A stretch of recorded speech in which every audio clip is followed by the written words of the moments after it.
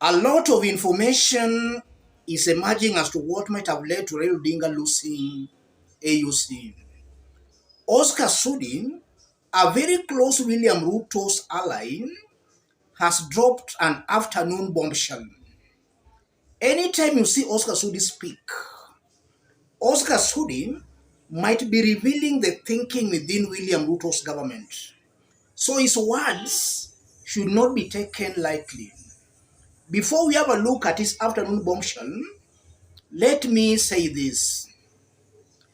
A lot of our fans here have been reaching out to me privately through my WhatsApp number. Some are telling me to apologize for calling them haters. Some are saying I misled them that Raila Odinga was going to win AUC. Let me tell them this. Anybody who was keenly following us here, all our analysis were based on facts. Before I come here to speak, I normally do my research so that when I speak based on facts.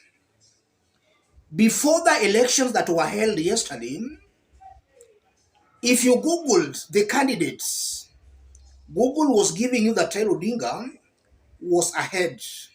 In fact, Google had that Raila Odinga had 23 countries that had openly endorsed him.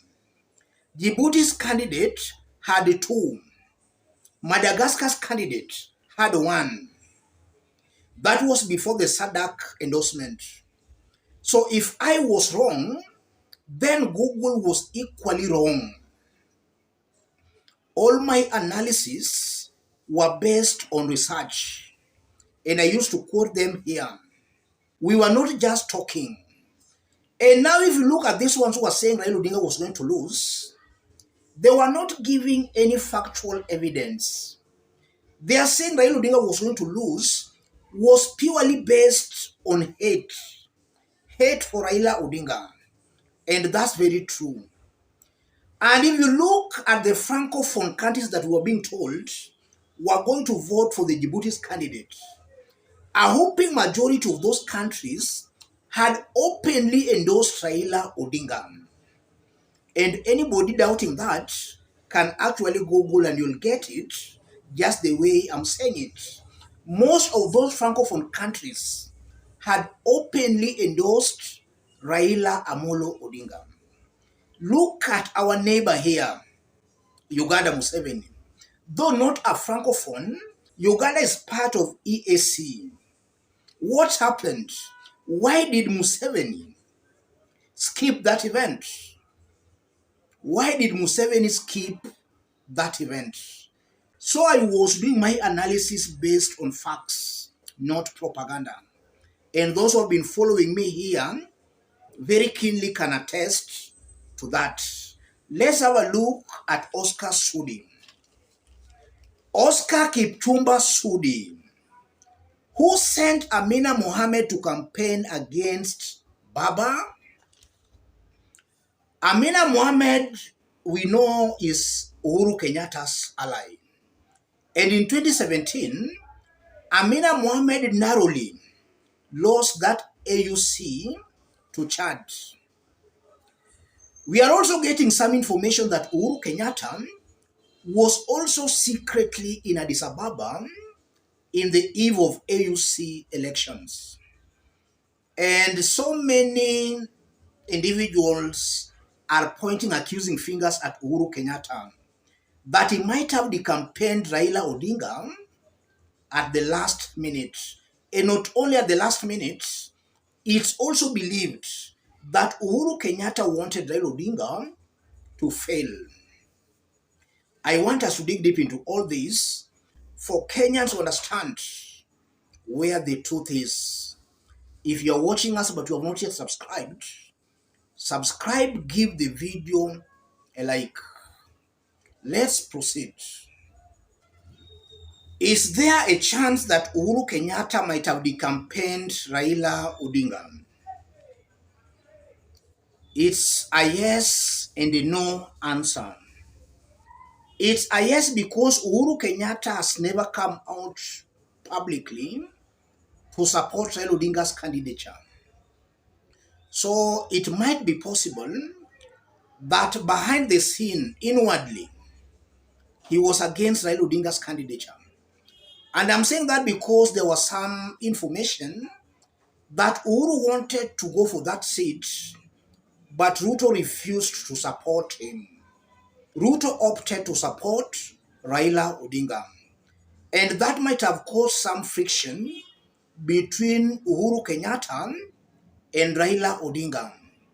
And in our analysis last year, I dealt on that in details, where even Muradhi, another close Uhuru Kenyatta's ally, confirmed that indeed Uhuru wanted to go for that seat, only for Raila Odinga to also show some interest. So it might be possible that Uhuru Kenyatta got angry when Raila Odinga showed interest for going for that seat and when William Ruto refused to support him. I'm now not ruling out any possibility that he might have decampaigned Raila Odinga. But assuming he could have not even decampaigned Raila Odinga, looking on how these African countries voted, it's almost certain to me that all Francophone countries rallied behind a Francophone candidate. That's something coming out very clearly to me. And then you are getting that the Anglophones might have divided their votes, but a majority of their votes might have gone to Raila Odinga. Whether Uhuru could have decampaigned Raila or not, with the kind of voting patterns that we are thinking of, Raila Odinga could have still lost. So it's not that Uhuru Kenyatta contributed per se to Raila Odinga failing, but he might have contributed a little bit. When Oscar Sudi says that, then that's the thinking in William Ruto's government. And I just hope that Oscar Sudi is speaking from a point of having gathered some information. I hope this is not just a propaganda. And again, if you look at what is currently happening in the country, I'm of a very strong opinion that the only way for Raila Odinga, or the most viable way for Raila Odinga, is to team up with William Samoei Ruto. If it's possible, let Raila Odinga even be William Ruto's running mate. Raila being William Ruto's running mate will give him another chance in 2032. Should Raila Odinga decide to run for the presidency right now, I'm very sure William Ruto will easily reach out to Rigathi Gachagua, and Rigathi will support William Samoei Ruto. That's a likely possibility. Looking at Rigathi Gachagua, Rigathi is still desperate to work with William Samoei Ruto. It's only that William Ruto never wanted Rigathi Gachagua. But if today William Ruto extends an olive branch to Rigathi, Rigathi will work with William Ruto very gladly. So to stop Rigathi from working with Ruto, Raila should seal a deal as fast as he can with William Samoei Ruto. And if possible, Raila should deputize William Samoei Ruto. That will give him a fighting chance in 2032. Age is not an issue here. We have Paul Biya, who is over 90 years and is still a president in Africa. So age here is not an issue.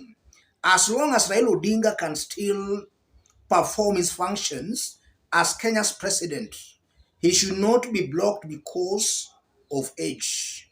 And the only path I'm seeing can lead Raila Odinga to making another serious stab at the presidency is through William Samoei Ruto. Let them seal a deal as fast as they can so that they can start moving around the country, uniting their supporters. That is the only way we will stop this nonsense. We are seeing where an ethnic community believe that it must rule Kenya at all costs. Let me stop it there. If you are watching us but you have not yet subscribed, subscribe, give the video a like. If you are watching us outside Kenya, drop a comment, let us know from which part of the globe you are watching us from. If possible, subscribe, give the video a like. Thank you. God bless you. God bless Kenya.